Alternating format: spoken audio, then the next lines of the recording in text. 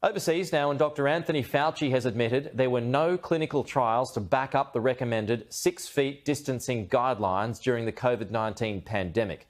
The former head of the National Institute of Allergy and Infectious Diseases has fronted Congress for the first time since he retired from public office, where he was grilled on the origins of COVID-19. The man who became the face of America's coronavirus response has become one of the country's most divisive figures. For the first time since he left his job as the head of the National Institute of Allergy and Infectious Diseases, Dr. Anthony Fauci fronted Congress for a grilling. The accusation being circulated that I influenced these scientists to change their minds by bribing them with millions of dollars in grant money is absolutely false and simply preposterous. The hearing became heated at points. Do the American people deserve to be abused like that, Mr. Fauci? Because you're not doctor, you're Mr. Fauci in my few minutes. No, I don't need your answer. I want to talk about this right here. They're treating you, Dr. Fauci, like a convicted felon. Actually, you probably wish they were treating you like a convicted felon. They treat convicted felons with love and admiration. Dr. Fauci admitted that the social distancing guidelines to stay 6 feet apart had no scientific basis. I said that it is not based in science and it just appeared. It actually came from the CDC. The CDC was responsible for those kinds of guidelines for schools, not me. So when I said that it just appeared, it appeared. Was there any science behind it?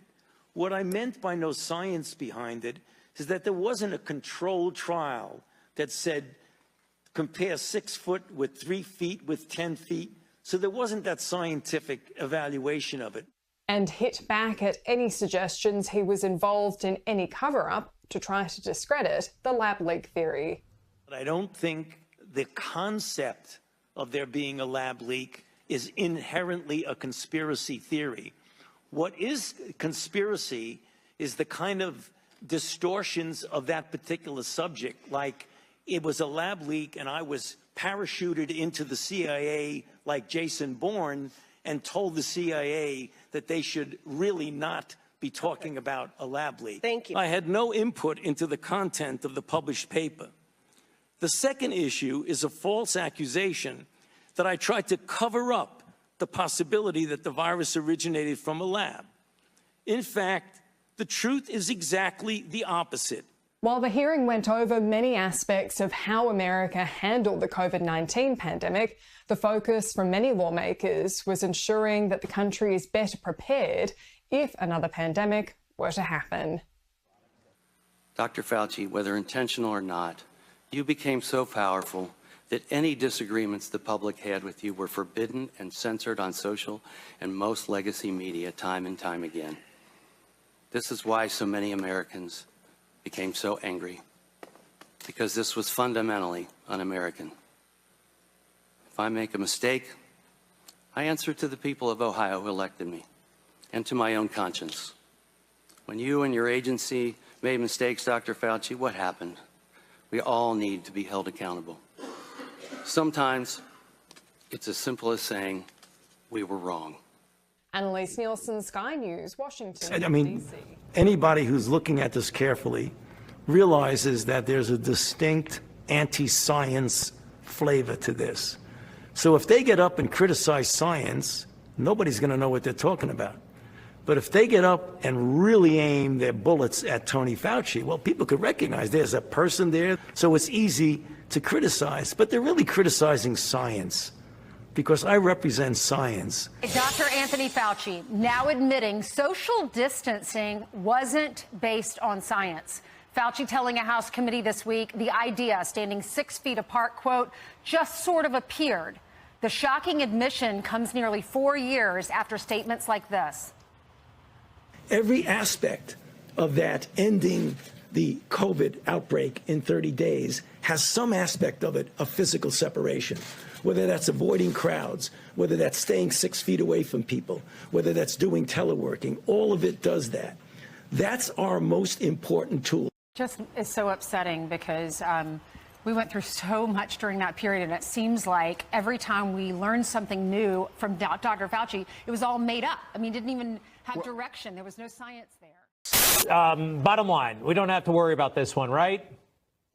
Well, obviously you need to take it seriously and do the kinds of things that the CDC and the Department of Homeland Security are doing. But this is not a major threat for the people in the United States, and this is not something that the citizens of the United States right now should be worried about. So if you have a physical covering with one layer, you put another layer on, it just makes common sense that it likely would be more effective. And that's the reason why you see people either double masking or doing a version of an N95. I can say as a public health official that I would urge the leaders, the local political and other leaders in states and cities and towns to be as forceful as possible in getting your citizenry to wear masks. Masks are important as part of the physical distance. Physical distancing is the most important, but practically when you're living your life and trying to open up the country, you are going to come into contact with people. And for that reason, we know that masks are really important and we should be using them, everyone. Right now in the United States, people should not be walking around with masks. Right now, people should not be walking. There's no reason to be walking around with a mask. When you're in the middle of an outbreak, wearing a mask might make people feel a little bit better, and it might even block a droplet, but it's not providing the perfect protection that people think that it is. It might, if you really want perfect protection of your mucosal surfaces, just for your audience, Jen, as you very well know, you have mucosa in the nose, mucosa in the mouth, but you also have mucosa in the eye. And that's one of the things that, theoretically, you should protect all the mucosal surfaces. So if you have goggles or an eye shield, you should use it.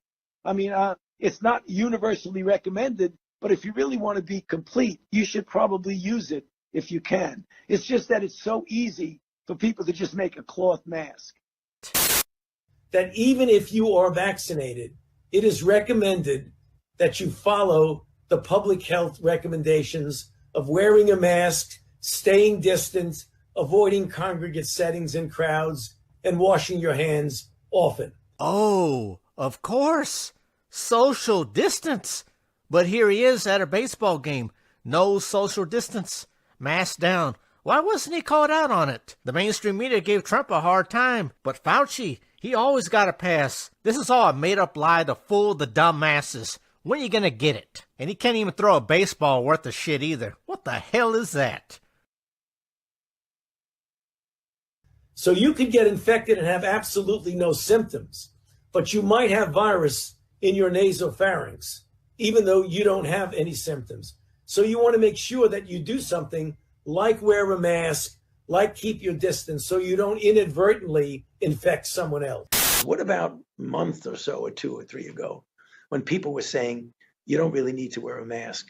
Well, the reason for that is that we were concerned, the public health community, and many people were saying this, were concerned that it was at a time when personal protective equipment, including the N95 masks and the surgical masks, were in very short supply.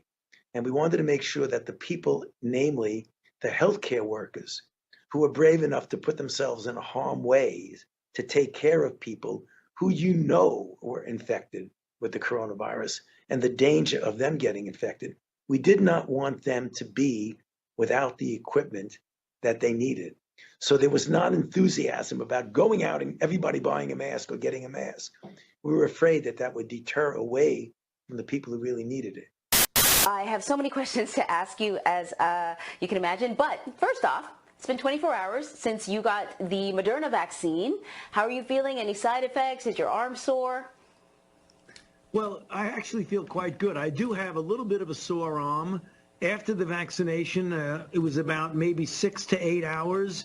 I felt absolutely nothing. And then towards the late afternoon, I started to get soreness in the arm. This is very typical of vaccinations. The same thing happened with other non-COVID vaccines that I've had over the years.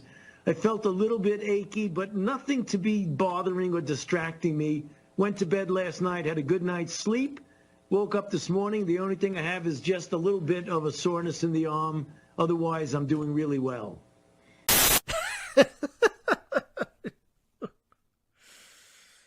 Oh, shit.